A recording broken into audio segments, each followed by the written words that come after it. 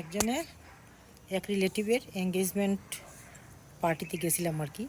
তো ভাবলাম যে আচ্ছা ঠিক আছে কিছু ছবি টবি তুলি, একটু রিলস টিলস করি। যেহেতু আমি শাড়িটারি তো সচরাচর পরা হয় না, বা আমি পরিও না, পরাটা খুব ঝামেলা না, ইদানিংকালে শাড়িটারি পরা খুবই ঝামেলা, বা কখনোই আমি শাড়িটারি খুবই কম পরতাম।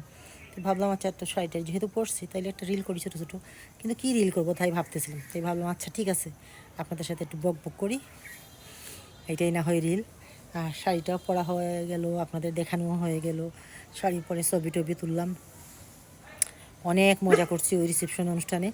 অনেক আমার বান্ধবী আসছিল, শ্যামলী দেবী, এদের সাথে মানে অনেক মজা করছি। এই আর কি, মজা টজা করে খেয়ে টেয়ে পেট টেট ভরে সব রিলেটিভরা ছিল অনেক দিন পরে, অনেক ভালো একটা গেট টুগেদার, অনেক ভালো লাগছে।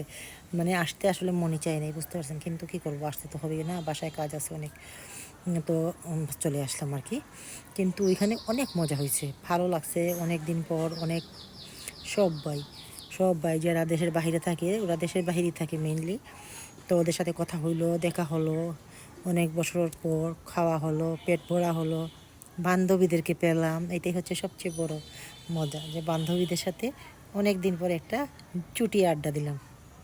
এই বয়সে এসে না বান্ধবীদের সাথে চুটি আড্ডা দিতে অনেক ভালো লাগে। বাচ্চা কাচ্চা বড়ো হয়ে গেছে, ওদেরও হয়ে গেছে, আমারও হয়ে গেছে, এটা একটা অন্যরকম আনন্দ।